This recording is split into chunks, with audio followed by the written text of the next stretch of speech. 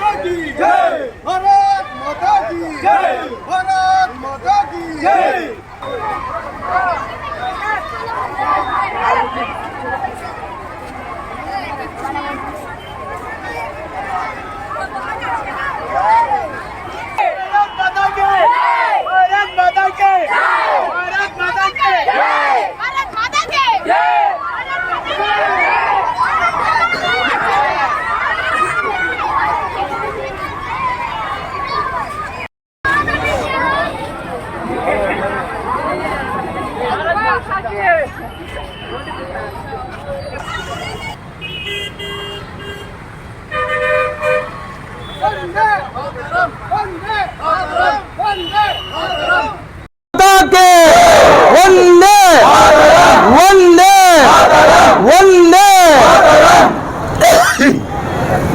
పిల్లలందరికీ వచ్చే 15 నాడు జరగబోయే 77వ స్వాతంత్ర దినోత్సవ శుభాకాంక్షలు.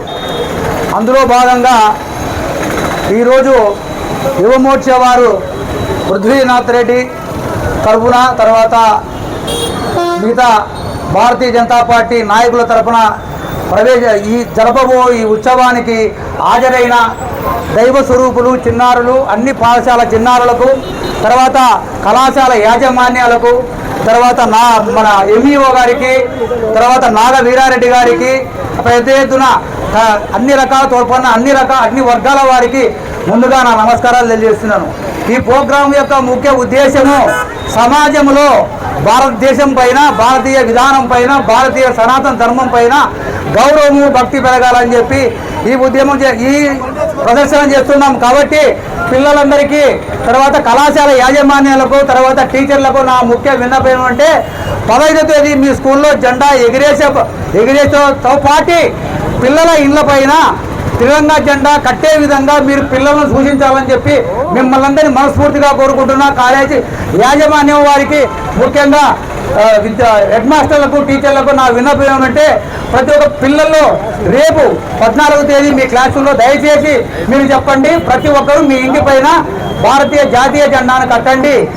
అందులో భాగంగానే వాళ్ళలో దేశభక్తి, జాతీయతాభావం ఏర్పడుతుంది.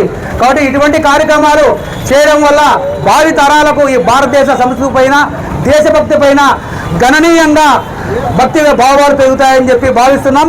కాబట్టి ప్రతి ఒక్క విద్యార్థి ఈ దేశం, ఎందుకంటే విద్యార్థులు భావి భారతానికి పునాదిరాలు.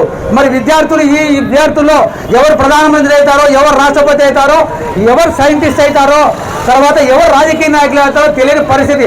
అటువంటి పరిస్థితుల్లో మీ విద్యార్థులందరూ క్రమశిక్షణతో మెలిగి తల్లిదండ్రుల పైన ప్రేమతో, సమాజం పైన ప్రేమతో, దేశభక్తితో విద్యార్థులందరినీ కోరుకుంటున్నాను. అదేవిధంగా టీచర్లకు, తల్లిదండ్రులకు కూడా నేను చెప్పేది ఏమంటే ఈ విషయాన్ని మనము కనీసము రోజుకు 5 నిమిషాలు దేశభక్తిని వాళ్ళకు నూరిపోయాలని చెప్పి తల్లిదండ్రులకు, తర్వాత పాఠశాల యాజమాన్యాలకు, ఉపాధ్యాయులకు నేను సవినయంగా మనవి చేసుకుంటున్నాను. జై భారత్.